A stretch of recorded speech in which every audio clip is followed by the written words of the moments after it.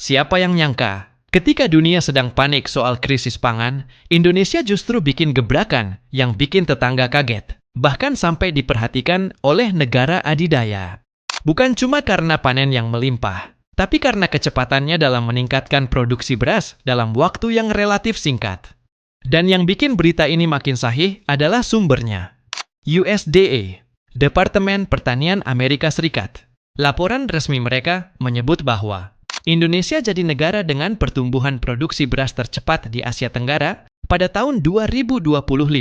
Sebuah pengakuan yang bukan hanya mengejutkan Malaysia, tapi juga bikin mata dunia mulai melirik Indonesia sebagai kekuatan baru di sektor pertanian regional.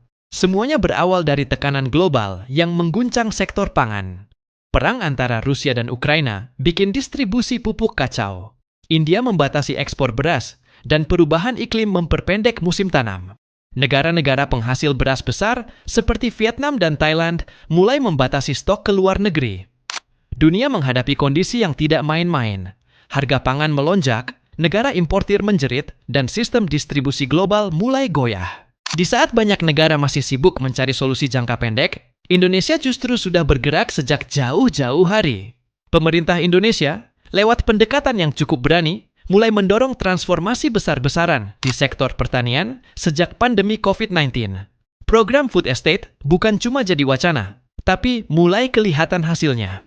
Mulai dari Kalimantan Tengah, Sumatera Utara, hingga Nusa Tenggara Timur, lahan-lahan tidur disulap jadi ladang produktif. Pemerintah juga mempercepat digitalisasi pertanian. Petani sekarang tidak lagi cuma mengandalkan cuaca dan insting, tapi juga data dan sensor. Ada yang pakai drone untuk memantau hama, ada yang pakai aplikasi untuk mengatur pola tanam, bahkan ada yang mulai memakai kecerdasan buatan untuk memprediksi hasil panen. Hal-hal seperti ini sebelumnya terdengar seperti mimpi di negeri agraris yang sering diremehkan. Nah, di tahun 2025 ini, usaha itu akhirnya membuahkan hasil yang tidak main-main. USDA dalam laporan resminya menyatakan bahwa laju pertumbuhan produksi beras Indonesia melampaui Vietnam, Thailand, dan Filipina. Bahkan Indonesia mulai mengungguli Malaysia yang sebelumnya terkenal dengan pendekatan pertanian presisinya. Lonjakan produksi ini juga didukung oleh perluasan lahan tanam aktif, peningkatan produktivitas per hektar, serta siklus tanam yang semakin efisien. Dan yang paling menarik, semuanya dilakukan di tengah kondisi iklim yang makin tidak menentu. Itu artinya, Indonesia berhasil menciptakan sistem pertanian yang adaptif, bukan cuma reaktif. Hal ini tentu bikin negara-negara tetangga mulai cemas. Malaysia, misalnya, sedang menghadapi masa kekeringan lebih panjang akibat El Nino. Sementara investasi teknologi pertaniannya belum menyentuh petani kecil secara merata. Singapura, yang selama ini mengandalkan impor untuk ketahanan pangannya, mulai membuka pembicaraan baru dengan Indonesia sebagai calon mitra pemasok utama. Negara-negara di Timur Tengah dan Afrika juga ikut memantau. Mereka mulai memandang Indonesia bukan lagi sebagai sekadar negara tropis dengan lahan luas, tapi sebagai pemain baru yang serius di kancah ketahanan pangan global. Tentu, keberhasilan ini tidak bisa dilepaskan dari dorongan geopolitik juga. Di tengah perubahan peta kekuatan dunia, ketahanan pangan menjadi alat diplomasi yang semakin kuat. Negara yang mampu memastikan pasokan pangannya sendiri dan membantu negara lain otomatis punya posisi tawar yang lebih tinggi. Dan Indonesia, dengan pertumbuhan penduduk yang besar dan wilayah geografis strategis, mulai memainkan peran itu.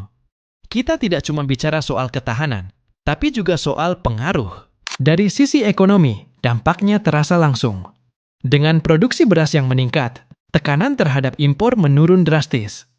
Tahun-tahun sebelumnya, Indonesia masih harus impor jutaan ton beras untuk menjaga kestabilan harga. Tapi kini, sebagian provinsi malah melaporkan surplus. Ini berarti, selain menghemat devisa, ada peluang ekspor ke negara tetangga yang selama ini menjadi pelanggan setia Thailand atau Vietnam. Dan ini bukan cuma soal untung rugi neraca dagang, ini juga soal kesejahteraan petani yang selama ini terpinggirkan. Mereka sekarang menjadi bagian dari sistem yang lebih terstruktur dan menguntungkan. Lebih jauh lagi, pengakuan USDA ini memicu efek domino positif. FAO, atau Organisasi Pangan dan Pertanian Dunia, sudah menjadwalkan kunjungan teknis ke Indonesia. Bank Pembangunan Asia mulai menjajaki kerjasama investasi untuk modernisasi irigasi dan distribusi hasil panen. Bahkan, beberapa negara Eropa mulai melirik Indonesia sebagai referensi kebijakan pangan di wilayah tropis. Artinya, dalam waktu yang relatif singkat, Indonesia berpindah dari posisi yang belajar ke posisi yang ditiru. Tapi tentu, tantangannya belum selesai.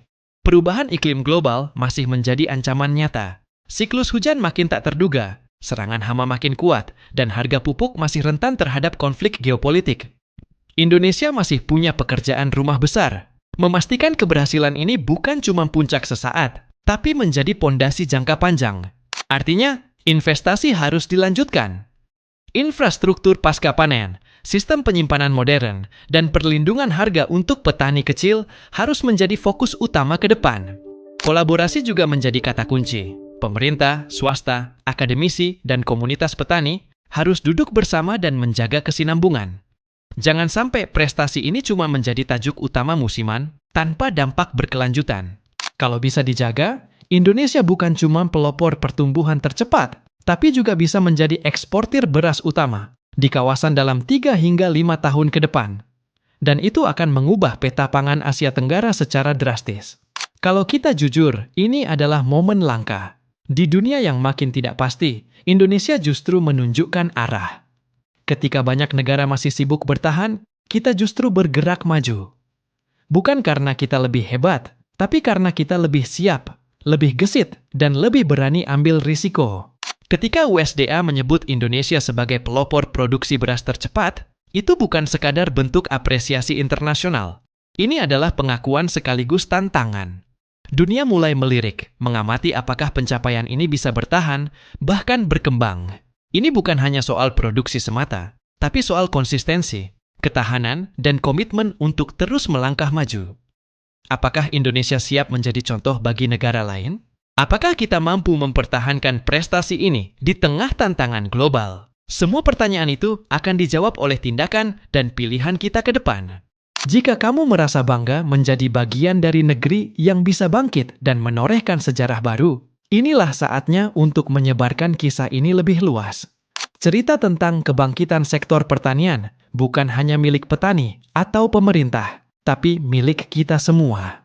Semakin banyak orang yang menyadari bahwa pertanian bukan sektor usang, melainkan fondasi masa depan yang berkelanjutan, semakin kuat pula gerakan menuju kedaulatan pangan nasional. Indonesia tidak sedang berjalan, tapi sedang membuka jalan.